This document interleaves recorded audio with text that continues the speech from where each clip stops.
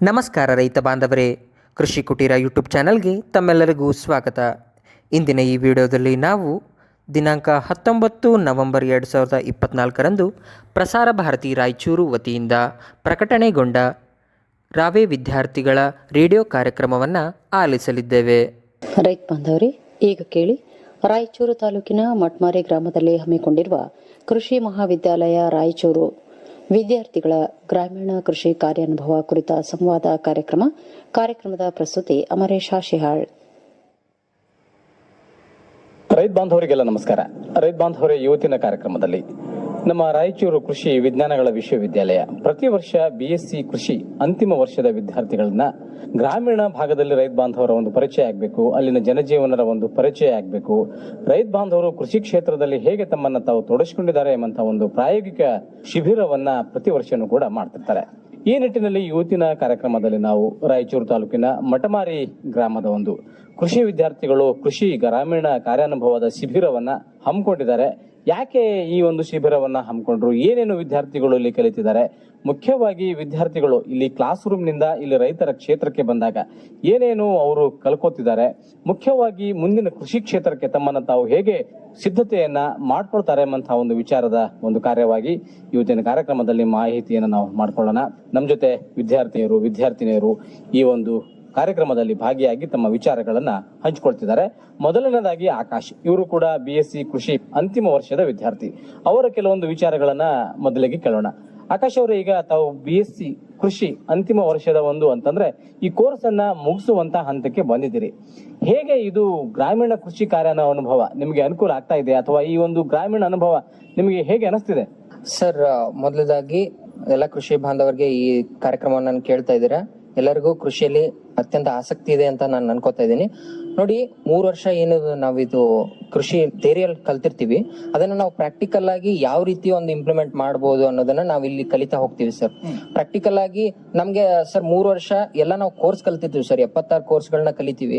ಅದರಲ್ಲಿ ಯಾವ ರೀತಿ ಪ್ರಾಕ್ಟಿಕಲ್ ಆಸ್ಪೆಕ್ಟ್ಸ್, ನಾವು ಹಳ್ಳಿಯಲ್ಲಿ ಯಾವ ರೀತಿ ಇರ್ತದೆ ಜನಜೀವನ, ಹಳ್ಳಿಯಲ್ಲಿ ಪ್ರಾಕ್ಟಿಕಲ್ ಆಗಿ ಗ್ರೌಂಡ್ ಲೆವೆಲ್ ಅಲ್ಲಿ ಪ್ರಾಬ್ಲಮ್ಸ್ ಏನಿರ್ತವೆ ಅದನ್ನ ತಿಳ್ಕೊಳ್ಳೋಕೆ ಈ ಒಂದು ಗ್ರಾಮೀಣ ಕೃಷಿ ಕಾರ್ಯಾನುಭವ ಶಿಬಿರ ಏನಿದೆ ಸರ್, ಇದು ಬಹಳ ಹೆಲ್ಪ್ಫುಲ್ ಆಗುತ್ತೆ ನಮ್ಗೆ. ಆಮೇಲೆ ರೈತರದು ನಿಜವಾದ ಈಗ ಬಿತ್ತನೆಯಿಂದ ಅವರು ಕೊನೆ ಮಾರ್ಕೆಟ್ಗೆ ಹೋಗಿ ಅವರ ಒಂದು ಧಾನ್ಯಗಳನ್ನ ಮಾರ್ಬೇಕಾದ್ರೆ ಅವ್ರಿಗೆ ಏನೇನ್ ಪ್ರಾಬ್ಲಮ್ ಗಳನ್ನ ಅವ್ರು ಫೇಸ್ ಮಾಡ್ತಾರೆ ಅನ್ನೋ ಒಂದು ನಿಟ್ಟಿನಲ್ಲಿ ನಾವು ಅವ್ರ ಜೊತೆ ಇಂಟರಾಕ್ಷನ್ ಮಾಡ್ತೀವಿ ಸರ್. ಈ ವಿಷಯವಾಗಿ ನಮ್ಗೆ ಬಹಳ ಒಂದು ಹೆಲ್ಪ್ ಆಗ್ತಾ ಇದೆ ಸರ್ ಈ ಒಂದು ಶಿಬಿರ.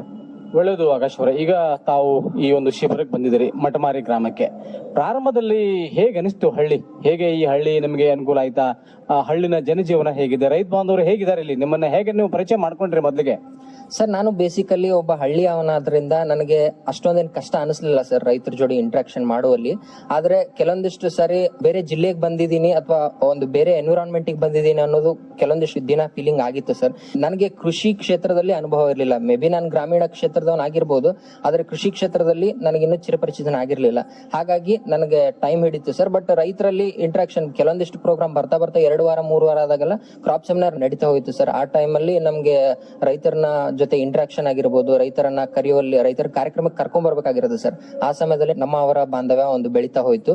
ಆ ವಿಷಯವಾಗಿ ಇದೇ ರೀತಿ ನಡೀತಾ ಇದೆ ಸರ್. ಆಕಾಶ್ ಅವರೇ, ಈಗ ಸುಮಾರು 10 ವಾರಗಳ ಒಂದು ಕಾರ್ಯಾನುಭವ ಗ್ರಾಮೀಣ ಭಾಗದಲ್ಲಿ ತಾವು ಇರಬೇಕಾಗ್ತದೆ. ಮೊದಲಿಗೆ ಏನೇನು ಕಾರ್ಯಕ್ರಮಗಳನ್ನ ರೈತ ಬಾಂಧವರು ಊರಿನಲ್ಲಿ ನೀವು ಬಂದಾಗ ಊರಿನ ಪ್ರತಿಕ್ರಿಯೆ ಹೇಗಿತ್ತು? ನಿಮ್ಮನ್ನ ಹೇಗೆ ಅವರು ನೋಡ್ಕೊಂಡ್ರು? ಸರ್, ನಮ್ಗೆ ಇಲ್ಲಿ ವಸತಿ ಏನು ಇದೆ ಸರ್ ಮಟಮಾರಿ ಗ್ರಾಮದಲ್ಲಿ, ನಮ್ಗೆ ಅತ್ಯಂತ ಶಿಸ್ತು ಕ್ರಮದಲ್ಲಿ ಒಂದು ವಸತಿ ಸೌಲಭ್ಯವನ್ನ ನಮ್ಗೆ ಮಾಡ್ಕೊಟ್ಟಿದ್ದಾರೆ ಸರ್. ಮಟಮಾರಿ ಗ್ರಾಮದ ಎಲ್ಲ ಮುಖಂಡರು ಸೇರಿ ನಮ್ಗೆ ಮಠದಲ್ಲಿ ಹೆಣ್ಣು ಮಕ್ಕಳಿಗೆ ಮಠದಲ್ಲಿ ಹಾಗೂ ಗಂಡು ಮಕ್ಕಳಿಗೆ ಯಾತ್ರಾ ಭವನದಲ್ಲಿ ನಮ್ಗೆ ವಸತಿಯನ್ನ ಮಾಡ್ಕೊಟ್ಟಿದ್ದಾರೆ ಸರ್. ಎಲ್ಲ ಚೆನ್ನಾಗಿ ರೆಸ್ಪಾಂಡ್ ಮಾಡಿದ್ದಾರೆ ಸರ್. ಕೆಲವೊಂದು ಸ್ಟಾರ್ಟಿಂಗ್ ನಾವ್ ಯಾವಾಗ ಬಂದಿದ್ವಿ ನಮ್ಗೆ ಚೆನ್ನಾಗಿ ರೆಸ್ಪಾಂಡ್ ಮಾಡಿದ್ದಾರೆ ಸರ್. ಸೊ ನಮ್ಗೆ ಕಾರ್ಯಕ್ರಮ ಬಂದ್ಬಿಟ್ಟು ನಮ್ಗೆ ಕಾರ್ಯಕ್ರಮದಲ್ಲಿ PRA ಟೂಲ್ ಅಂತ ಮಾಡ್ತೀವಿ ಸರ್. ಯೂಸಿಂಗ್ PRA ಟೂಲ್ ನಾವು ಗ್ರಾಮೀಣ ಸಹಭಾಗಿತ್ವ ಅಧ್ಯಯನದಲ್ಲಿ ಒಂದು ಮ್ಯಾಪ್ ಅನ್ನ ರೆಡಿ ಮಾಡ್ತೀವಿ ಸರ್, ವಿಲೇಜ್ ಮ್ಯಾಪ್ ಮತ್ತೆ ಜನರಲ್ ಇಂಟ್ರಾಕ್ಷನ್ ಒಂದಿಗೆ.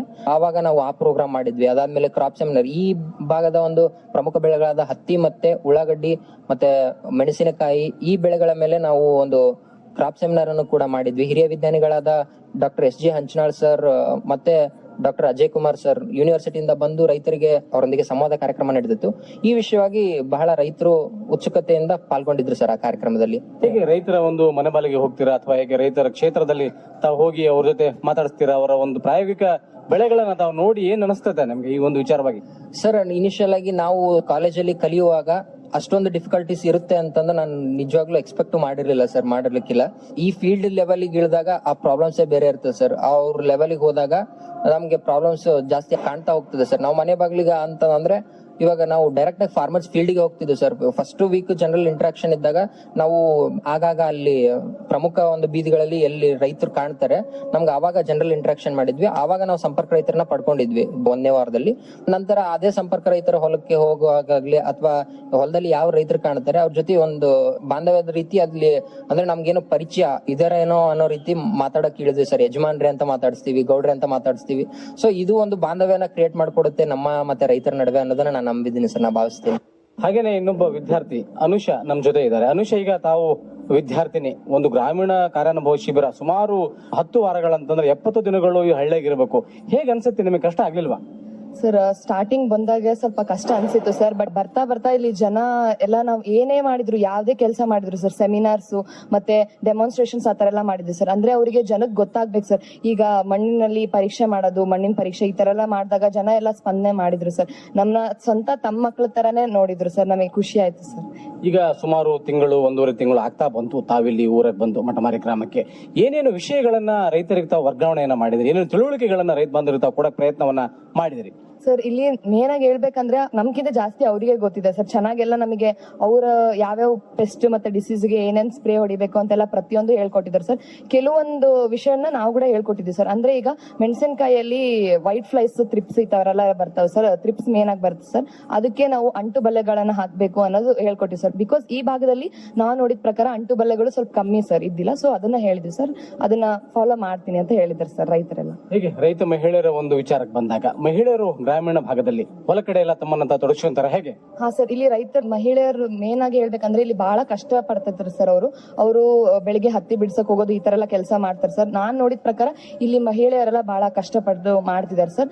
ಮತ್ತೆ ನಾವು ಅವರಿಗೆ ಸ್ವಲ್ಪ ಏನಾದ್ರು ಹೇಳಿದ್ರು ಮಾಡ್ತಾರೆ ಸರ್. ಈಗ ಗ್ರಾಮೀಣ ಭಾಗಕ್ಕೆ ಬಂದ್ರೆ ಇಲ್ಲಿ ಕೃಷಿ ಜ್ಞಾನ ಬಹಳಷ್ಟು ಮಂದಿ, ಒಂದು ಪ್ರೌಢಿಮೆ ಅಂತಂದ್ರೆ ಡಾಮಿನೇಟ್ ಮಾಡೋರು ಪುರುಷ ಪ್ರಧಾನ ಸಮಾಜ. ಹೆಣ್ಮಕ್ಳಿಗೆ ಕೃಷಿ ಮಾಹಿತಿ ಗೊತ್ತಾ? ಹಾ ಸರ್, ಹೆಣ್ಮಕ್ಳಿಗೂ ಗೊತ್ತಿದೆ ಸರ್. ಆದ್ರೆ ನಾವು ಕೆಲವೊಂದು ವಿಷಯಗಳಲ್ಲಿ ಹೇಳ್ಬೇಕಾಗುತ್ತೆ ಸರ್. ಅಂದ್ರೆ ಹೆಣ್ಮಕ್ಳು ಕೂಡ ಕೃಷಿಯಲ್ಲಿ ತೊಡಗಬೇಕು, ಅವರು ಕೂಡ ಇಂತ ಕೆಲಸ ಮಾಡ್ಬೇಕು ಅಂತಂದು ನಾವು ಹೇಳಿದ್ವಿ ಸರ್. ಅದಕ್ಕಂತಾನೆ ಹೆಣ್ಮಕ್ಳಿಗೋಸ್ಕರನೇ ಸೆಮಿನಾರ್ಸ್ ಈ ತರ ಎಲ್ಲ ಮಾಡಿದ್ವಿ ಸರ್. ಕಾರ್ಯಕ್ರಮಗಳಲ್ಲಿ ಬೇಕಾದ್ರೆ ಜಾಥಾಗಳನ್ನ ಮಾಡ್ತಿರ್ತೀರಿ, ಕೆಲವೊಂದು ಮೀಟಿಂಗ್ ಗಳನ್ನ ಮಾಡ್ತೀರಿ, ಕೆಲವೊಂದು ಶಿಬಿರಗಳನ್ನ, ಅವೇರ್ನೆಸ್ ಪ್ರೋಗ್ರಾಮ್ ಗಳನ್ನ ಅಂತಂದ್ರೆ ಅರಿವು ಮೂಡಿಸುವಂತಹ ಕಾರ್ಯಕ್ರಮಗಳನ್ನ ಮಾಡ್ತೀವಿ. ಆ ಸಂದರ್ಭದಲ್ಲಿ ಮಹಿಳೆಯರು ಭಾಗಿಯಾಗ್ತಾರೆ ಹೇಗೆ? ಹಾ ಸರ್, ಭಾಗಿಯಾಗ್ತಾರೆ ಸರ್. ಬಟ್ ಕಂಪ್ಯಾರಿಟಿವ್ಲಿ ಸ್ವಲ್ಪ ಕಮ್ಮಿ ಸರ್. ಆದ್ರೂ ಕೂಡ ಅವರಿಗೆ ನಾವು ಜಾತಾಗ ಹೋದಾಗೆಲ್ಲ ಮನೆಗಳಲ್ಲಿ ಅವಾಗೂ ಹೇಳ್ತೀವಿ ಸರ್. ಹೇಗೆ ಈ ಗ್ರಾಮೀಣ ಭಾಗದಲ್ಲಿ ಮಹಿಳೆಯರ ಒಂದು ಶೈಕ್ಷಣಿಕ ಸ್ಥಿತಿಗೆ ಬಂದ್ರೆ ಸಾಕ್ಷರತೆ ಪ್ರಮಾಣ ಚೆನ್ನಾಗಿದೆಯಾ ಈ ಒಂದು ಮಠಮಾರಿ ಗ್ರಾಮದಲ್ಲಿ? ಹಾ ಸರ್, ಕೆಲವರು ಓದಿದ್ದವ್ರು ಇದಾರೆ ಸರ್, ಇನ್ನು ಕೆಲವರು ಆದ್ರೂ ಬಟ್ ಇಲ್ಲಿ ಕಷ್ಟಪಟ್ಟು ಮಾಡ್ತಾರೆ ಅಂತ ಹೇಳ್ತೀನಿ ಸರ್ ನನ್ನ ಹೆಣ್ಮಕ್ಳು. ಬೆಳಿಗ್ಗೆ ಎಷ್ಟು ಗಂಟೆಯಿಂದ ನಿಮ್ಮ ಕಾರ್ಯಚಟುವಟಿಕೆ ಆರಂಭ ಆಗುತ್ತೆ? ತಾವಿಲ್ಲಿ ದಿನಾಲೂ ಇಲ್ಲೇ ನಿಮ್ಮ ವಾಸ್ತವ್ಯ ಇಲ್ಲೇ ಇರೋದ್ರಿಂದ ಎಷ್ಟು ಗಂಟೆಗೆ ಹೇಳ್ತೀರಿ? ಏನೇನು ಕಾರ್ಯಕ್ರಮಗಳನ್ನ ಮಾಡ್ತೀರಿ? ರೈತರ ಜೊತೆ ಹೇಗೆ ಒಡನಾಟ ಮಾಡ್ಕೋತೀರಿ? ಹೇಗೆ ಸರ್ ನಾವು ಬೆಳಗ್ಗೆ ಬೇಗ 7 ಗಂಟೆ 8 ಆ ತರ ಎಲ್ಲ ಎದ್ದು ರೈತರ ಹೊಲಕ್ಕೆ ಹೋಗ್ತೀವಿ ಸರ್. ಹೋಗಿ ಅಲ್ಲಿ ಅವ್ರದ್ದು ಏನಾದ್ರು ಪೆಸ್ಟ್ ಡಿಸೀಸ್ ಏನಾದ್ರು ಬಂದಿದ್ರೆ ಕೇಳ್ಕೊತೀವಿ ಸರ್.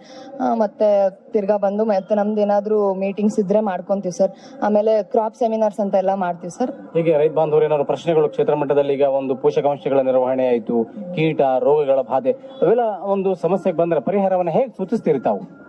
ಸರ್ ನಾವು ಮೇನ್ ಆಗಿ ಹೇಳೋದು ಅವರಿಗೆ ಆರ್ಗ್ಯಾನಿಕ್ ಫಾರ್ಮಿಂಗ್ ನ ಫಾಲೋ ಮಾಡ್ರಿ ಅಂತ ಹೇಳ್ತೀವಿ ಸರ್. ಅಂದ್ರೆ ಅವರಿಗೆ ಜಲ್ದಿನೇ ಫಲವತ್ತ ಬೇಕು ಅಂತ ಹೇಳ್ತಾರೆ ಸರ್. ನಾವು ಅದಕ್ಕೆ ಆರ್ಗ್ಯಾನಿಕ್ ಫಾರ್ಮಿಂಗ್ ಫಾಲೋ ಮಾಡ್ರಿ ಅಂತ ನಾವು ಜಾಸ್ತಿ ಹೇಳ್ತೀವಿ ಸರ್. ಅವ್ರು ಆಕ್ಚುಲಿ ಸ್ಪ್ರೇಸ್ ಎಲ್ಲ ಫಾಲೋ ಮಾಡ್ತಾರೆ ಸರ್, ಬಟ್ ಅದು ಖರ್ಚು ಬಹಳ ಆಗುತ್ತೆ. ಅದ್ರ ಬದಲು ನಾವು ಆರ್ಗ್ಯಾನಿಕ್ ಫಾರ್ಮಿಂಗ್ ಫಾಲೋ ಮಾಡ್ರಿ ಅಂತ ಹೇಳ್ತೀವಿ ಸರ್. ಇನ್ನೊಬ್ಬ ವಿದ್ಯಾರ್ಥಿನಿ ಚಂದ್ರಿಕಾ, ಇವರು ಕೂಡ ಗ್ರಾಮೀಣ ಕೃಷಿ ಕಾರ್ಯಾನುಭವದಲ್ಲಿ BSc ಅಂತಿಮ ಆನರ್ಸ್ ವಿದ್ಯಾರ್ಥಿನಿ. ಅವರು ಕೂಡ ಈ ಒಂದು ಶಿಬಿರದಲ್ಲಿದ್ದಾರೆ. ಚಂದ್ರಿಕಾ, ಹೇಗೆ ಅನ್ಸುತ್ತಮ್ಮ ಒಂದು ಈ ಕೃಷಿ ಪದವಿ ಇದು ಬಹಳ ಕಷ್ಟದ ಕೆಲಸನ ಅಥವಾ ಏನು ಸರಳದ ಕೆಲಸ? ಯಾಕೆ ಬಂದಿ ಅಂತ ಅನ್ಕಂತದ ಹೇಗೆ? ಇಲ್ಲ ಸರ್, ಯಾವತ್ತೂ ಅನ್ಕೊಂಡಿಲ್ಲ. ಯಾಕಂದ್ರೆ ನಾನು ಹಳ್ಳಿ ಹುಡುಗಿಯನ್ನೇ ಆಗಿರೋದ್ರಿಂದ ನಾನು ಯಾವತ್ತೂ ಅಗ್ರಿಕಲ್ಚರ್ ಮಾಡಿದ್ದು ರಿಗ್ರೆಟ್ ಫೀಲ್ ಯಾವತ್ತೂ ಆಗಿಲ್ಲ ನನಗೆ. ಮತ್ತೆ ನಾವು ಅಲ್ಲಿ ಕೋರ್ಸಲ್ಲಿ ಬಂದ್ಮೇಲೆ ಬೇರೆ ಇರುತ್ತ, ಅಂದ್ರೆ ಅಲ್ಲಿ ಪ್ರಾಬ್ಲಮ್ಸೇ ಬೇರೆ, ಇಲ್ಲಿ ಪ್ರಾಬ್ಲಮ್ಸೇ ಬೇರೆ. ನನ್ಗೆ ಅನ್ಸಿದ್ದೇನು ಅಂತಂದ್ರೆ ನಾವು ಓದಿ ಆರಾಮಾಗಿ ಪಾಸ್ ಆಗ್ಬೋದು, ಆದ್ರೆ ನಿಜವಾಗ್ಲೂ ರೈತರು ಹೊಲ್ದಾಗ ಬಂದಾಗ ಅದು ಕಷ್ಟನ ನಾವು ಅಡ್ಜಸ್ಟ್ಮೆಂಟ್ ಬಹಳ ಆಗ್ಬೇಕಾಗುತ್ತಾ ಅಂತ ಅನ್ಸುತ್ತೆ ಸರ್. ಕ್ಲಾಸ್ ರೂಮ್ ಅಲ್ಲಿ ಬಹಳಷ್ಟು ಒಂದು ವಾತಾವರಣ ಬಹಳಷ್ಟು ಇದೇ ಇರ್ತದೆ. ನಾವು ಪುಸ್ತಕವನ್ನ ಮಾತ್ರ ಓದ್ತೀವಿ. ಇಲ್ಲಿ ತೆರೆದ ಪುಸ್ತಕ ನಮ್ಮ ಒಂದು ಗ್ರಾಮೀಣ ಭಾಗಕ್ಕೆ ರೈತರ ಕ್ಷೇತ್ರಕ್ಕೆ ಬಂದಾಗ ಏನು ಸಮಸ್ಯೆಗಳು ಇಲ್ಲಿ ಜ್ವಲಂತವಾಗಿ ಕಂಡು ಬರ್ತದೆ? ಅಂದ್ರೆ ಸರ್ ಅಲ್ಲಿ ನಾವು ಥಿಯರಿನ ಓದಿರ್ತೀವಿ, ಅಂದ್ರೆ ಬುಕ್ ನಲ್ಲಿ ಓದಿರೋದನ್ನ ಇಲ್ಲಿ ಅಪ್ಲೈ ಮಾಡಿದ್ರೆ ನಮಗ್ ಮಾರ್ಕ್ಸ್ ಬರ್ತಾವ. ನಾವ್ ಓದಿದ್ದೇನೆ ಬರೆದ್ರೆ ಮಾರ್ಕ್ಸ್ ಬರ್ತಾವ. ಆದ್ರೆ ಇದು ಹೆಂಗಿರುತ್ತಂದ್ರೆ ಜೂಜಾಟ ಇದ್ದಂಗ. ನಾನ್ ಸ್ಪ್ರೇ ಮಾಡಿದ್ರು ಕಂಟ್ರೋಲ್ ಆಗುತ್ತಾ ಅನ್ನೋದು ನಮ್ಗೆ ಗೊತ್ತಿರಲ್ಲ. ಈಗ ನಾನೇನ್ ಹೇಳಕ್ ಇಷ್ಟಪಡ್ತೀನಿ ಅಂದ್ರೆ ಮೆಡಿಕಲ್ ಆಗಿರೋ ಡಾಕ್ಟರ್ಸ್ ಅವ್ರ ಜಾಬೇ ಬೆಟರ್ ಕಂಪೇರ್ ಟು ಅಗ್ರಿಕಲ್ಚರ್. ಯಾಕಂದ್ರೆ ಅವ್ರಿಗೆ ಗೊತ್ತಿರುತ್ತೆ ಇದೇ ಮೆಡಿಸಿನ್ ಹಾಕಿದ್ರೆ ಕಡಿಮೆ ಆಗುತ್ತಾ ಅಂದ್ರೆ. ಆದ್ರೆ ಅಗ್ರಿಕಲ್ಚರ್ ಅಲ್ಲಿ ನಾವ್ ಇದೇ ಸ್ಪ್ರೇ ಹೊಡೆದ್ರೆ ಕಂಟ್ರೋಲ್ ಆಗುತ್ತಾ ಅಂತ ಹೇಳಕ್ ಆಗಲ್ಲ. ಮತ್ತೆ ರೈತರ ಮನಸ್ಥಿತಿ ಹೆಂಗಿರುತ್ತ ಅಂದ್ರ ಇವತ್ತು ಹೊಡೆದ್ವಿ ಅಂದ್ರೆ ನಾಳೆನೆ ಕಂಟ್ರೋಲ್ ಆಗ್ಬೇಕು ಅಂತ ಮನಸ್ಥಿತಿಯಲ್ಲಿ ರೈತರು ಇರ್ತಾರೆ. ಹಾಗೆ ರೈತರು ಎಜುಕೇಟೆಡ್ ಆಗಿರೋದ್ರಿಲ್ಲ. ಅದಕ್ಕೆ ಏನ್ ಮೇನ್ ಪ್ರಾಬ್ಲಮ್ ಅಂದ್ರೆ ಪಾಪ ಅವ್ರಿಗೆ ಬಹಳ ಸಮಸ್ಯೆಗಳು ಎದುರಾಗ್ತಾವ. ಅಂದ್ರೆ ಯಾವ್ದು ಫರ್ಟಿಲೈಸರ್ ಶಾಪ್ ಅವರು ಪೆಸ್ಟಿಸೈಡ್ ಶಾಪ್ನವ್ರು ಏನ್ ಹೇಳ್ತಾರಲ್ಲ ಮುಗ್ಧರು ಅವರು ಅದನ್ನೇ ಹೊಡೆದ್ ಬಿಡ್ತಾರ. ಅವಾಗ ಬಹಳ ಪ್ರಾಬ್ಲಮ್ ಫೇಸ್ ಮಾಡ್ಬೇಕಾಗುತ್ತೆ ಸರ್ ಅವರು. ಅದಕ್ಕೆ ಕಂಪೇರ್ ಟು ಓದೋದಕ್ಕಿನ್ನ ಇದೇ ಬಹಳ ಕಷ್ಟ ಅಂತ ನನ್ಗೆ ಅಂದ್ರೆ ನೀವು ಪುಸ್ತಕದಲ್ಲಿ ಓದೋದನ್ನ ಇಲ್ಲಿ ಬಂದು ಹಳ್ಳಿಲಿ ಕಲ್ಕೊಳ್ಳೋದು ಬಹಳ ಇದೆ ಅಂತ ಅರ್ಥ. ಹಾ ಸರ್. ಈಗ ಚಂದ್ರಿಕಾ, ಈಗ ತಾವು ಹೇಳ್ತೀರಿ ಈ ಗ್ರಾಮೀಣ ಕೃಷಿ ಕಾರ್ಯಾನುಭವ ಇದು ಬೇಕಾ ವಿದ್ಯಾರ್ಥಿಗಳಿಗೆ ಅಥವಾ ಪುಸ್ತಕ ಓದಿದ್ರೆ ಸಾಕ ಹೇಗೆ? ಇಲ್ಲ ಸರ್, ಪುಸ್ತಕ ಓದೋದು ಒಂದು ಪಾಠ ಆದ್ರೆ ಇಲ್ಲಿ ಕಲಿಯೋದೇ ಬಹಳ ಇರುತ್ತ. ಯಾಕಂದ್ರೆ ನಾವು ಪುಸ್ತಕ ಓದಿದ್ರೆ ಮಾರ್ಕ್ಸ್ ಅಷ್ಟೇ ತಗೋಬಹುದು. ನಾವು ಅಗ್ರಿಕಲ್ಚರ್ ಒಳಗೆ ಏನಾದ್ರು ಒಂದು ಅಚೀವ್ ಮಾಡ್ಬೇಕು, ನಮ್ಮ ರೈತರ ಬಾಂಧವರಿಗೆ ಏನನ್ನ ಒಂದು ಹೇಳ್ಬೇಕು, ಅವ್ರನ್ನ ಇಂಪ್ರೂವ್ ಮಾಡ್ಬೇಕು ಅಂದ್ರೆ ಇದು ಕೋರ್ಸ್ ನೆಸೆಸಿಟಿ ಐತ್ ಸರ್, ಮಾಡ್ಲೇಬೇಕು ಸರ್. ಈಗ ಮಟಮಾರಿ ಭಾಗದಲ್ಲಿ ಬಹಳಷ್ಟು ಕಪ್ಪು ಭೂಮಿ ಇದೆ. ಯಾವ್ಯಾವ ಬೆಳೆಗಳು ಇಲ್ಲಿ ಹೆಚ್ಚಿಗಿದಾವೆ? ರೈತ ಬಾಂಧವರು ಯಾವ ಒಂದು ನೀರಾವರಿ ಪದ್ಧತಿನ ಇಲ್ಲಿ ಹೇಗೆ ನೀರಿನ ಮೂಲ ಅಥವಾ ಮಳೆ ಆಶ್ರಿತ ಪ್ರದೇಶ ಇದೆ ತಾವೆಲ್ಲ ಸರ್ವೆ ಮಾಡಿದಾಗ ಹೇಗೆ ಅನ್ಸುತ್ತೆ? ಮೊದಲನೇದಾಗಿ ಇದು ಬಹಳ ಕಪ್ಪು ಭೂಮಿ ಇದೆ. 90% ಹತ್ತಿನೇ ಬೆಳಿತಾರ. ಸ್ವಲ್ಪ ಜನ ನೀರಾವರಿ ಸೌಲಭ್ಯ ಇರೋರು ಮಾತ್ರ ಒಂದ್ 10% ಮೆಣಸಿನಕಾಯಿನ ಬೆಳಿತಾರೆ. ಮಳೆ ಚಲೋ ಬಂತು, ನೀರಾವರಿ ಇತ್ತು ಅಂತಂದ್ರೆ ಕಾಲುವೆ ಮೂಲಕ ಓನ್ಲಿ ನಾವು ಕೇಳಿದ ಪ್ರಕಾರ 4 ತಿಂಗಳ ಕಾಲ ಮಾತ್ರ ನೀರ್ ಬರುತ್ತಂತೆ ಸರ್. ಆಮೇಲೆ ಅವರು ಫುಲ್ ರೇನ್ಫೆಡ್ ಕಂಡೀಷನ್ ಮೇಲೆ ಡಿಪೆಂಡ್ ಆಗಿದ್ದಾರೆ ಸರ್ ಇಲ್ಲಿ. ಹೇಗೆ ಈಗ 90% ಪ್ರತಿ ವರ್ಷನೂ ರೈತ ಬಾಂಧವರು ಇಲ್ಲಿ ಹತ್ತಿಯನ್ನ ಹಾಕ್ತಾರೆ, ತೊಗರಿಯನ್ನ ಹಾಕ್ತಾರೆ. ಯಾಕೆ ರೈತ ಬಾಂಧವರು ಬೆಳೆ ಬದಲಾವಣೆಗೆ ಅಥವಾ ಮಿಶ್ರ ಬೆಳೆಯನ್ನ ಬೆಳಿಲಿಕ್ಕೆ ಏನಾದ್ರೂ ತಿಳುವಳಿಕೆ ಕೊಡೋ ಪ್ರಯತ್ನ ಮಾಡಿದಾರೆ ರೈತ ಬಾಂಧವರಿಗೆ? ಹಾ ಸರ್, ನಾವು ಕ್ರಾಪ್ ಸೆಮಿನಾರ್ ಅಲ್ಲಿ ಹೇಳಿದ್ವಿ ಬೇರೆ ಬೆಳೆಗೆ ಹೋಗ್ರಿ ಅಂತಂದ್ರೆ. ರೈತರದು ಏನು ಅಂತಂದ್ರೆ ನಾವು ಬೇರೆ ಬೆಳೆಗೆ ಹೋಗ್ತಿವಿ, ಇದ್ರಷ್ಟೇ ನಮಗ ಲಾಭ ಬರುತ್ತಾ, ನೀವು ಗ್ಯಾರಂಟಿ ಕೊಡ್ರಿ ಅಂತ ನಮ್ನೆ ಕೇಳ್ತಿದಾರೆ ಸರ್ ಅವರು. ನಾವು ಬೇರೆ ಬೆಳೆಗೆ ಹೋಗ್ತಿವಿ, ಇದ್ರಷ್ಟು ಈಲ್ಡ್ ಬರಲ್ಲ. ಈಗ ನೋಡ್ರಿ ಸರ್, ಎಕ್ಸಾಂಪಲ್ ತೊಗರಿ. ಮೊನ್ನೆ ಕ್ರಾಪ್ ಸೆಮಿನಾರ್ ಬಂದಿರೋ ರೈತರು ಏನಂತ ಹೇಳಿದ್ರು ಅಂದ್ರೆ ತೊಗರಿ ಹಾಕಿರೋದ್ರಿಗೆ ಹತ್ತಿಗಿನ ಅಂದ್ರೆ 50% ಲಾಸ್ ಆಗೈತೆ ಅವ್ರಿಗೆ. ಯಾವ ರೈತರು ಮಾಡಲ್ಲ ಸರ್ ಅವಾಗ. ಅದಕ್ಕೆ ಅವ್ರಿಗೆ ಯಾವ್ದು ಲಾಭ ಇರುತ್ತೋ ಅದನ್ನೇ ಮಾಡ್ತಾರ. ನಾವು ಅದರಿಂದ ಏನ್ ಮಾಡ್ಬೇಕು ಅಂತಂದ್ರೆ ಅದೇ ಬೇರೆ ಎದ್ರೊಳಗ್ ಲಾಸ್ ಆಗುತ್ತಲ್ಲ ಅದ್ರೊಳಗ ಈಲ್ಡ್ ಹೆಂಗ್ ಜಾಸ್ತಿ ಬರುತ್ತಾ ಅಂತ ಇಂಪ್ರೂವ್ಮೆಂಟ್ ಏನಾದ್ರು ಇದ್ರೆ ನಮ್ಮ ಅಗ್ರಿಕಲ್ಚರ್ ಸೆಕ್ಟರ್ ಇಂತ ಅಂತವ್ ಮಾಡಿದ್ರೆ ರೈತರಿಗೆ ಹೆಲ್ಪ್ ಆಗುತ್ತೆ ಸರ್. ಆವಾಗ ಮಾತ್ರ ಅವ್ರು ಬೇರೆ ಬೆಳೆಗೆ ಹೋಗ್ತಾರ ಹೊರತು ನಾವು ಬಂದು ಸುಮ್ನೆ ಹೇಳಿದ್ರೆ ಯಾರು ಹೋಗಲ್ಲ. ಈಗ ಆಕಾಶ್, ಈಗ ರೈತ ಬಾಂಧವರು ಸಾಕಷ್ಟು ಪ್ರಮಾಣದಲ್ಲಿ ಈಗ ಜಾನುವಾರುಗಳ ಸಂಖ್ಯೆ ಕಡಿಮೆ ಆಗ್ತಾ ಇದೆ. ಈಗ ಸಾವಯವ ಪ್ರಮಾಣದ ಗೊಬ್ಬರ ಆಯಿತು, ತಿಪ್ಪೆ ಗೊಬ್ಬರವನ್ನು ಹಾಕೊಳ್ಳೋದಂತ ಒಂದು ಸನ್ನಿವೇಶ ಅಥವಾ ಪ್ರಮೇಯ ಬಹಳಷ್ಟು ಎದುರಿಸಿದ್ದಾರೆ. ಅದು ಲಭ್ಯತೆ ಕೂಡ ಕಡಿಮೆ ಆಗ್ತದೆ. ಹೇಗೆ ಈ ಗ್ರಾಮದಲ್ಲಿ ಜಾನುವಾರುಗಳ ಸಂಖ್ಯೆ ಆಯಿತು, ಈ ಗೊಬ್ಬರಗಳ ಪ್ರಮಾಣ ಹೇಗೆ ಬಳಸ್ತಿದ್ದಾರೆ ಅಂತ ಒಂದು ಮಾಹಿತಿ ಸರ್? ಹೆಚ್ಚಾಗಿ ನಾನು ಕೇಳಿದ ಪ್ರಕಾರ ಅಲ್ಲಲ್ಲಿ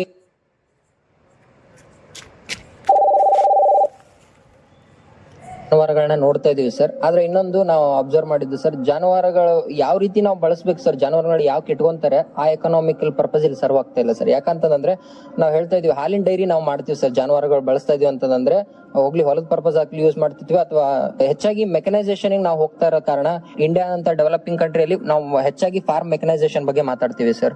ಫಾರ್ಮ್ ಮೆಕನೈಸೇಷನ್ ದಾರಿಯಲ್ಲಿ ಹೋಗ್ತಾ ಹೋಗ್ತಾ ನಾವು ಈ ಒಂದು ಜಾನುವಾರುಗಳನ್ನ ಕಮ್ಮಿ ನೋಡ್ತಾ ಇದೀವಿ ಸರ್. ಅದಾದ್ಮೇಲೆ ಇಲ್ಲಿ ಹಾಲಿನ ಡೈರಿನೂ ಇಲ್ಲ ಸರ್ ಸುತ್ತಮುತ್ತ. ಸೊ ಇಲ್ಲಿ ಹಾಲಿನ ಡೈರಿ ನಾವು ಬಳಸ್ತಾ ಇಲ್ಲ. ಸೊ ದಟ್ ಇಲ್ಲಿ ಜಾನುವಾರುಗಳ ಸಂಖ್ಯೆ ಕಮ್ಮಿ ಸರ್. ಅದರಲ್ಲಿ ಎತ್ತು ಎಮ್ಮೆ ಜಾಸ್ತಿ ಸರ್. ಅವ್ರು ಮನೆಗೆ ಮಾಡ್ಕೋತಾರೆ ಸರ್ ಅಷ್ಟೇ. ಊರಲ್ಲಿ ಸಮಗ್ರ ಬೇಸಾಯವನ್ನ ಮಾಡುವಂತವ್ರು, ತೋಟಗಾರಿಕೆಯನ್ನ ಮಾಡೋರು, ತರಕಾರಿಗಳನ್ನ ಬೆಳೆಯುವಂತವ್ರು, ಹೀಗೆ ಸಮಗ್ರ ಬೇಸಾಯವನ್ನ ಮಾಡಿದಂತ ರೈತ ಬಾಂಧವರು ಸಿಗ್ತಾರ? ಅವ್ರಿಗೆ ಮಾಹಿತಿ ಕೊಡುವಂತದ್ದು ಹೇಗೆ ಸರ್? ಕಮ್ಮಿ ಸರ್. ಯಾಕಂತಂದ್ರೆ ನೀವು ಕೇಳಿದ ಪ್ರಕಾರ ಇಲ್ಲಿ ವಿದ್ಯಾರ್ಥಿನಿಯರು ಹೇಳಿದ್ರು ಹತ್ತಿಯನ್ನೇ ಹೆಚ್ಚಾಗಿ ಬೆಳಿತಾರೆ ಸರ್. ಇಲ್ಲಿ ಬೇರೆ ಒಂದು ಬೆಳೆಯನ್ನ ಅಳವಡಿಸಿಕೊಂಡವರು ಬಹಳ ಕಮ್ಮಿ ಸರ್. ಒಂದು ಉಳ್ಳಾಗಡ್ಡಿ ನೋಡಿದ್ವಿ ಇಲ್ಲಿ ಹತ್ತಿರದಲ್ಲಿ, ಒಂದು ತಂಬಾಕನ್ನ ನೋಡಿದ್ವಿ ಸರ್. ಇಷ್ಟು ಬಿಟ್ರೆ ಹೆಚ್ಚಾನೆಚ್ಚು ಚಿಲ್ಲಿ ಮತ್ತೆ ಹತ್ತಿ ಇದೆ.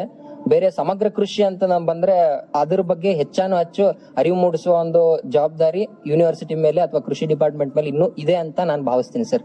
ಈಗ ಅನುಷಾ, ಬಹಳಷ್ಟು ಗ್ರಾಮೀಣ ಭಾಗದಲ್ಲಿ ಅಂತಂದ್ರೆ ಆರೋಗ್ಯವಾಗಿರ್ಬೇಕು, ಮಹಿಳೆಯರ ಒಂದು ಮಕ್ಕಳ ಆರೋಗ್ಯ ಕಡೆಗೂ ಕೂಡ ತಾವು ಗಮನವನ್ನು ಹರಿಸಬೇಕಾಗ್ತದೆ.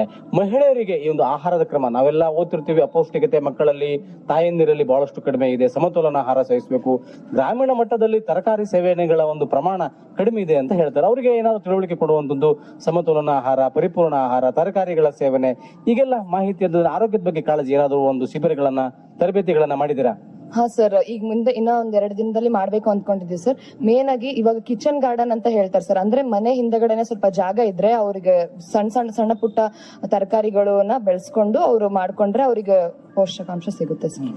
ಯಾಕಂತಂದ್ರೆ ಅವರಿಗೆ ಮಾಹಿತಿ, ನಮ್ಮ ಕುಟುಂಬಕ್ಕೆ ಏನ್ ಬೇಕು, ನಮ್ಮ ಒಂದು ಕುಟುಂಬದ ಸದಸ್ಯರ ಸಂಖ್ಯೆಗೆ ಅನುಗುಣವಾಗಿ ಕೈ ತೋಟಗಳನ್ನ, ತಾರಸಿ ತೋಟಗಳನ್ನ ಅಥವಾ ಹಿತ್ತಲ ಒಂದು ತರಕಾರಿಗಳನ್ನ ಹಾಕೊಳ್ಳುವಂತ ಒಂದು ಸಣ್ಣ ಪ್ರಾತ್ಯಕ್ಷಿಕೆಗಳನ್ನ ಅವ್ರಿಗೆ ಕೊಡ್ಬೇಕು. ಹೌದು ಸರ್, ಕೊಡ್ಬೇಕು. ಇವಾಗ ನಾವು ಈ ಹೈಸ್ಕೂಲ್ ಹತ್ರ ಸರ್ ನಾವೇ ಸ್ಟೂಡೆಂಟ್ಸ್ ಹೋಗಿ ಮಾಡಿದ್ವಿ ಸರ್, ಕಿಚನ್ ಗಾರ್ಡನ್ ಮಾಡಿದ್ವಿ ಸರ್. ಅದರಿಂದ ಜನಕ್ಕೆ ನಾವು ತಿಳಿಸ್ಬೇಕು ಸರ್ ಅಷ್ಟೇ. ಲೈಕ್ ಇವಾಗ ಈ ತರ ಬೆಳೆಸಿದ್ರೆ ಮುಂದೆ ನಿಮಗೂ ಯೂಸ್ ಆಗುತ್ತೆ. ಎಷ್ಟೊಂದು ಮನೆಗಳ ಹಿಂದೆ ಜಾಗ ಇರುತ್ತೆ ಸರ್, ಆ ಜಾಗದಲ್ಲಿ ಈ ತರ ಉಪಯೋಗ ಮಾಡ್ಕೊಂಡ್ರೆ ಅವರಿಗೆ ಉತ್ತಮ ಸರ್. ಈಗ ಆಕಾಶ್, ಹೇಗೆ ಅನಿಸುತ್ತೆ ಈ ಒಂದು ಗ್ರಾಮ? ನೀವು ರೈತ ಬಾಂಧವರಿಗೆ ಮಾಹಿತಿ ಕೊಡೋದಾಗಿರ್ಬೋದು ಅಥವಾ ಅವರ ಅನುಭವಗಳನ್ನ ನಿಮಗೆ ಹಂಚಿಕೊಳ್ಳೋದಾಗಿರ್ಬೋದು, ಈ ಒಂದು ಕೃಷಿ ಗ್ರಾಮೀಣ ಕಾರ್ಯಾನುಭವ ನಿಮ್ಗೆ ಸಹಕಾರಿಯಾಗ್ತದ ಹೇಗೆ? ಸರ್ ನಿಜವಾಗ್ಲು ಸರ್, ಯಾಕಂತಂದ್ರೆ ಒಬ್ಬ ವಿದ್ಯಾರ್ಥಿ ಯಾರಾದ್ರೂ BSc ಅಗ್ರಿಕಲ್ಚರ್ ಬರ್ಬೇಕು ಅಂತಂದ್ರೆ ಕೃಷಿಯಲ್ಲಿ ಹೆಚ್ಚಾಗಿ ಆಸಕ್ತಿ ಇರೋ ವಿದ್ಯಾರ್ಥಿ ಏನಾದ್ರು ಈ ಫೀಲ್ಡ್ ಗೆ ಎಂಟರ್ ಆದ್ರೆ ಸರ್, ಈ ಒಂದು ನಾವು ನೆಕ್ಸ್ಟ್ ಈ 4 ವರ್ಷ ಮುಗಿದ್ಮೇಲೆ ಹೋಗೋದು BSc ಅಗ್ರಿಕಲ್ಚರ್ ಫೀಲ್ಡ್ ಸರ್. ಹೆಚ್ಚು ನಾವು ರೈತರ ಜೋಡಿನೇ ಇಂಟ್ರಾಕ್ಷನ್ ಇರ್ತದೆ. ಹಾಗಾಗಿ ಮೊದಲು ರೈತರ ಜೋಡಿ ಯಾವ ರೀತಿ ಬೆರಿಬೇಕು, ವಿಸ್ತರಣಾ ಶಿಕ್ಷಣ ಅಂತ ನಾವು ಕರಿತೀವಿ ಸರ್. ಕೃಷಿ ವಿಸ್ತರಣಾ ಶಿಕ್ಷಣ ಅತಿ ಮುಖ್ಯ ಸರ್ ಒಬ್ಬ ಕೃಷಿ ವಿದ್ಯಾರ್ಥಿಗೆ. ಯಾಕಂತಂದ್ರೆ ರೈತರ ಜೋಡಿ ಯಾವ ತರ ಇಂಟ್ರಾಕ್ಷನ್ ಮಾಡ್ಬೇಕು, ಅವರಲ್ಲಿ ಯಾವ ತರ ಮಾತಾಡ್ಬೇಕು, ಮೊದಲು ಬೆರೆಯೋದ್ ಕಲಿಬೇಕು ಸರ್ ರೈತರ ಜೋಡಿ. ನಾವು ಹೆಚ್ಚು ಸಂರಕ್ಷಣಾ ಕ್ರಮಗಳು ಅವನ್ನೆಲ್ಲ ಕಲಿಯೋಕೆ ಇನ್ನೂ ಸ್ಟೇಜ್ ಇದೆ ಸರ್. ಬಟ್ ಆದ್ರೆ ಒಬ್ಬ ರೈತನ ಜೋಡಿ ಯಾವ ತರ ಮಾತಾಡ್ಬೇಕು, ಅವ್ರನ್ನ ಯಾವ ತರ ನಮ್ಮವರನ್ನ ಆಗಿಸ್ಬೇಕು ಅನ್ನೋದು ಒಂದು ಕಲೆ ಸರ್. ಆ ಕಲೆಯನ್ನ ಕಲಿಯುವಲ್ಲಿ ಈ ಗ್ರಾಮೀಣ ಕೃಷಿ ಕಾರ್ಯಾನುಭವ ಶಿಬಿರ ಅತ್ಯಂತ ಪ್ರಮುಖ ಪಾತ್ರವನ್ನ ವಹಿಸುತ್ತೆ. ಇದು ಎಲ್ಲಾ ವಿದ್ಯಾರ್ಥಿಗಳಿಗೂ ಇರ್ಬೇಕು ಸರ್. ಅಂದ್ರೆ ಈ 4th ಇಯರ್ ಟೈಮ್ ಅಲ್ಲಿ ಅಂದ್ರೆ ರೈತ ಬಾಂಧವರ ಜೊತೆ ಹೇಗೆ ಮಾತಾಡಿಸ್ಬೇಕು, ಅವರ ಒಂದು ಆರ್ಥಿಕ ಪರಿಸ್ಥಿತಿ ಹೇಗಿದೆ, ಅವನ ಹಿಡುವಳಿ ಎಷ್ಟು ಪ್ರಮಾಣ ಇದೆ, ಅವನ ಒಂದು ಮಟ್ಟಕ್ಕೆ ಹೋಗಿ ನಾವು ಅವನ ಜೊತೆ ಮಾತಾಡಿದಾಗ ರೈತ ತನ್ನ ಸಮಸ್ಯೆಗಳನ್ನ ನಮ್ಮೊಂದಿಗೆ ಹಂಚಿಕೊಳ್ತಾನೆ. ಹೌದು ಸರ್, ಅವಶ್ಯವಾಗಿ. ಯಾಕಂತಂದ್ರೆ ಅವರ ಒಂದು ಏನಿದೆ ಎಕನಾಮಿಕಲಿ ನಾವು ಮಾತಾಡ್ಬೇಕಾಗುತ್ತೆ ಸರ್. ಯಾಕಂತಂದ್ರೆ ಇವಾಗ ಯಾವುದೇ ರೈತ ಆಗ್ಲಿ ಲಾಭದಾಯಕ ಕೃಷಿಯನ್ನ ಮಾಡಲು ಇಚ್ಛೆ ಪಡ್ತಾನೆ. ಈ ವಿದ್ಯಾರ್ಥಿನಿ ಮಾತಾಡ್ತಾ ಹೇಳಿದ್ರು, ಹೆಚ್ಚು ನಮ್ಗೆ ಲಾಭ ಯಾವ್ದ್ರಲ್ಲಿ ಬರುತ್ತೆ ಅನ್ನೋದನ್ನ ನೋಡ್ತಿರ್ತಾರೆ. ನಮ್ಗೆ ಇವತ್ತು ಸ್ಪ್ರೇ ಹೊಡೆದಂದ್ರೆ ನಾಳೆನೇ ರಿಸಲ್ಟ್ ಬರಬೇಕು ಅನ್ನೋದನ್ನ ಎಕ್ಸ್ಪೆಕ್ಟ್ ಮಾಡ್ತಿರ್ತಾರೆ. ಆ ರೀತಿಯ ಲಾಭದಾಯಕ ಕೃಷಿಯನ್ನ ಮಾಡೋರು ರೈತರ ಆದಾಯವನ್ನ ದ್ವಿಗುಣಗೊಳಿಸುವ ಬಗ್ಗೆ ಮಾತಾಡ್ತೀವಿ ಸರ್ ನಾವು. ಆ ರೀತಿಯಾಗಿ ಹೆಚ್ಚು ಎಕನಾಮಿಕಲ್ ಆಗಿ ಯೋಚನೆ ಮಾಡ್ತಾರೆ ಸರ್. ಇಲ್ಲಾದ್ರೂ ಆದ ಕಾರಣ ನಾವು ಇಲ್ಲಿ ಹತ್ತಿ ಬೆಳೆಯನ್ನ ನೋಡ್ಬೋದು ಸರ್. ಬೇರೆ ಕ್ರಾಪ್ ಅನ್ನ ನಾವು ಸಜೆಸ್ಟ್ ಮಾಡೋದು ಬಹಳ ಕಷ್ಟ. ಅದಕ್ಕೊಂದು ಆಲ್ಟರ್ನೇಟ್ ಫಾರ್ಮ್ ಪ್ಲಾನ್ ಅಂತ ಇರುತ್ತೆ ಸರ್. ಅದನ್ನ ವಿಜ್ಞಾನಿಗಳ ಸಹಾಯದಿಂದ ಮಾಡ್ಬೇಕಾಗತ್ತೆ ಸರ್ ಯಾರಾದ್ರೂ. ಚಂದ್ರಿಕಾ ಹೇಳಮ್ಮ, ಈಗ ರೈತರು ಬಹಳಷ್ಟು ಖರ್ಚು ಮಾಡ್ತಾರೆ. ಈಗ ಹತ್ತಿಯಲ್ಲಾಗಿರ್ಬೋದು, ಮೆಣಸಿನಕಾಯಲ್ಲಾಗಿರ್ಬೋದು, ಒಂದು ಸಿಂಪರಣೆ ಒಂದು ಪದ್ಧತಿಗಳಾಗಿರ್ಬೋದು, ಸಿಂಪರಣೆ ಸಂಖ್ಯೆಗಳು ಹೆಚ್ಚಿನ ಪ್ರಮಾಣದಲ್ಲಿ ಮಾಡ್ತಾರೆ ಈ ಭಾಗದಲ್ಲಿ. ಯಾಕಂತಂದ್ರೆ ಅಧಿಕ ಇಳುವರಿ ಪಡ್ಕೋಬೇಕು, ಗುಣಮಟ್ಟದ ಒಂದು ಬೆಳೆ ಬರಬೇಕು ಅಂತ ಹೇಳಿ ಅವರಿಗೆ ಕಡಿಮೆ ಖರ್ಚಿನ ತಂತ್ರಜ್ಞಾನಗಳ ಬಗ್ಗೆ ಮಾಹಿತಿ ಹೇಗೆ ಕೊಡ್ತಾ ಇದ್ದೀರಿ? ನಾನ್ ಹೇಳಕ್ ಇಷ್ಟಪಡ್ತೀನಿ ಏನಂದ್ರೆ ಸರ್, ಫಸ್ಟ್ ನಾವು ರೋಗ ಬಂದ್ಮೇಲೆ ಮೆಜರ್ಸ್ ನ ತಗೊಳಕ್ಕಿಂತ ರೋಗ ಬರ್ಲಾರ್ಕಿನ ಮುಂಚೆನೆ ನಾವು ಅದಕ್ಕ ನಿರ್ವಹಣಾ ಕ್ರಮಗಳನ್ನ ತಗೊಂಡ್ವಿ ಅಂದ್ರೆ ಮಾತ್ರ ನಾವು ಅವರ ಖರ್ಚನ್ನ ಕಡಿಮೆ ಮಾಡ್ಬೋದು. ಹೆಂಗಂತಂದ್ರೆ ನಾವು ಬೀಜ ಬಿತ್ತೋಕಿನ ಮುಂಚೆನೆ ಭೂಮಿಗೆ ತಿಪ್ಪಿ ಗೊಬ್ಬರ ಹಾಕೋದ್ ಮೂಲಕ, ಇಲ್ಲ ಅಂತಂದ್ರೆ ಭೂಮಿಗೆ ಸೇರಿಸುವಂತಹ ಜೈವಿಕ ಶಿಲೀಂಧ್ರನಾಶಕಗಳು ಇರ್ತಾವ ಸರ್. ಟ್ರೈಕೋಡರ್ಮಾ ಆಗಿರ್ಬೋದು, ಸುಡೋಮೋನಸ್ ಅಂತವೆಲ್ಲವನ್ನು ನಾವು ಬಿತ್ತೋಕಿನ ಮುಂಚೆನೆ ಹಾಕಿದ್ರ ಅಂದ್ರೆ ಫಸ್ಟ್ ಅಂದ್ರೆ ಬೆಳೆ ಹಾಕಿ ಒಂದು 30-40 ದಿನ ಕಾಲ ಯಾವ ಕೀಟಗಳು ಮತ್ತೆ ರೋಗಗಳು ಬರ್ತಾವಲ್ಲ ಸರ್, ಅವನ್ನ ತಡಿಬಹುದು. ಇಲ್ಲಿ ಫಸ್ಟ್ ಸ್ಪ್ರೇ ಹೊಡಿಯೋದು ಒಂದು ಕಡಿಮೆ ಆಯ್ತು ಸರ್. ನೆಕ್ಸ್ಟ್ ಏನ್ ಮಾಡ್ಬೇಕು, ಸೀಡ್ ಟ್ರೀಟ್ಮೆಂಟ್ ಅಂತ ಮಾಡ್ತೀವಿ ಸರ್, ಅಂದ್ರೆ ಬೀಜೋಪಚಾರ. ಅದನ್ನ ಮಾಡೋದ್ರಿಂದ ಇವು ಕ್ರಾಪ್ ಜರ್ಮಿನೇಷನ್ ಆಗ್ಲಿಲ್ಲ ಅಂದ್ರೆ, ಅವು ಮೊಳಕೆ ಹೊಡಿಲಿಲ್ಲ ಅಂತಂದ್ರೆ ಅಂತಹ ಸಮಸ್ಯೆಗಳನ್ನ ನಾವು ಒಂದು 50 ದಿನಗಳ ಕಾಲ ತಡಿಬಹುದು ಸರ್. 50 ದಿನಗಳ ಕಾಲ ಮೇಜರ್ ಆಗಿ ಫಾರ್ಮರ್ಸ್ ಒಂದ್ 3-4 ಸ್ಪ್ರೇ ತಗೊಂಡ್ಬಿಡ್ತಾರೆ ಸರ್. ಒಂದ್ ಸ್ಪ್ರೇಗ್ ಮಿನಿಮಮ್ ಒಂದು 10,000 ಅಂತ ಹಿಡಿದ್ರು 30,000 ಕಡಿಮೆ ಆಗುತ್ತೆ ಸರ್. ಅಂದ್ರೆ ಇಲ್ಲಿ 1 kgಗೆ 150 ರೂಪಾಯಿ. 150 ಒಂದು 3 ಪ್ಯಾಕೆಟ್ ತಗೊಂಡ್ರು ಅಷ್ಟು ಖರ್ಚಾಗಲ್ಲ ಸರ್. 30,000 ಇರ್ಲಿ, 1,000 ರೂಪಾಯಿ ಖರ್ಚು ಮಾಡೋದಿರ್ಲಿ ಸರ್. ಹಂಗ್ ನಾವು ಕಡಿಮೆ ಮಾಡ್ಬೋದು ಸರ್. ಅಂದ್ರೆ ರೈತ ಬಾಂಧವರಿಗೆ ಕಡಿಮೆ ವೆಚ್ಚದ ತಂತ್ರಜ್ಞಾನಗಳನ್ನ, ಮಾಹಿತಿಗಳನ್ನ ನೀಡಬೇಕು. ಹಾ ಸರ್ ನೀಡ್ಬೇಕು ಸರ್. ನಾವು ಈಗ ಬಂದಾಗಿಂದಾನು ಹೇಳ್ತಿದೀವಿ ಸರ್. ಟ್ರೈಕೋಡರ್ಮಾ ಆಗಿರ್ಬೋದು, ಸುಡೋಮೋನಾಸ್, ಬೆವೇರಿಯಾ ಅಂತದ್ರ ಬಗ್ಗೆ ಎಲ್ಲ ಹೇಳ್ತಿದೀವಿ ಸರ್. ಅವರು ನೆಕ್ಸ್ಟ್ ಬೆಳೆಗೆ ನಾವ್ ಇವಾಗ್ಲೇ ಬೆಳೆ ಅರ್ಧ ಸ್ಟೇಜಿಗೆ ಇದ್ದಾಗ ಬಂದಿದೀವಿ ಸರ್.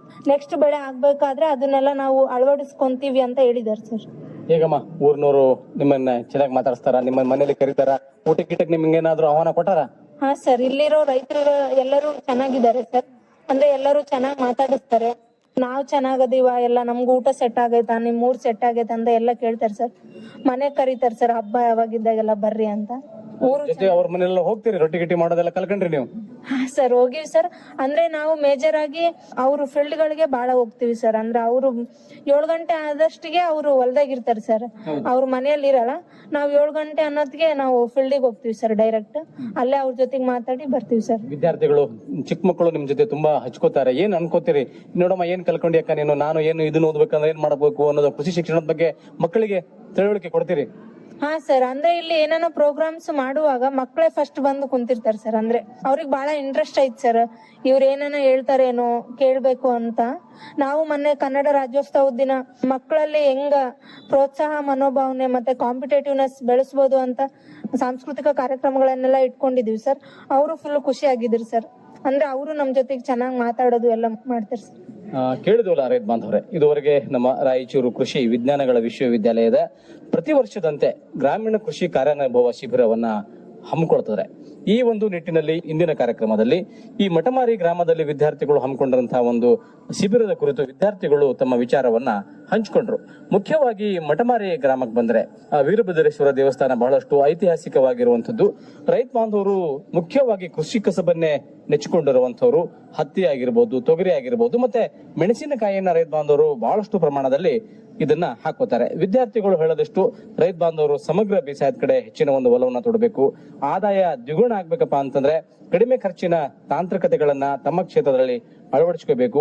ಜೊತೆಗೆ ರೈತ ಬಾಂಧವರು ತಮ್ಮ ಊರಿಗೆ ಬಂದಂತಹ ಒಂದು ವಿದ್ಯಾರ್ಥಿಗಳ ಜೊತೆಗೆ ತಮ್ಮ ಅನುಭವವನ್ನ ಧಾರೆಗೆರೆದ್ರೆ ಅವರು ಮುಂದಿನ ಕೃಷಿ ಬದುಕಿಗೆ ತಮ್ಮನ್ನ ತಾವು ಸಮರ್ಪಣೆ ಮಾಡ್ಕೊಂಡು ಹೋಗ್ಲಿಕ್ಕೆ ಬಹಳಷ್ಟು ಅವಕಾಶಗಳಿದಾವೆ. ಭಾವಿ ಭವಿಷ್ಯತ್ತಿನ ವಿದ್ಯಾರ್ಥಿಗಳು ಜೊತೆಗೆ ಕೃಷಿ ಪರಿಣಿತರನ್ನ ಸಿದ್ಧತೆ ಮಾಡಿಕೊಳ್ಳುವಂತಹ ಒಂದು ವಿಶ್ವವಿದ್ಯಾಲಯದ ಈ ಗ್ರಾಮೀಣ ಕೃಷಿ ಕಾರ್ಯಾನುಭವ ಶಿಬಿರ ಯಶಸ್ವಿಯಾಗಿ ನಡೆಯಲಿ. ಎಲ್ಲ ವಿದ್ಯಾರ್ಥಿಗಳಿಗೂ ಒಳ್ಳೆಯದಾಗಲಿ. ಇವತ್ತಿನ ಕಾರ್ಯಕ್ರಮವನ್ನ ಮುಗಿಸೋಣ. ನಮಸ್ಕಾರ.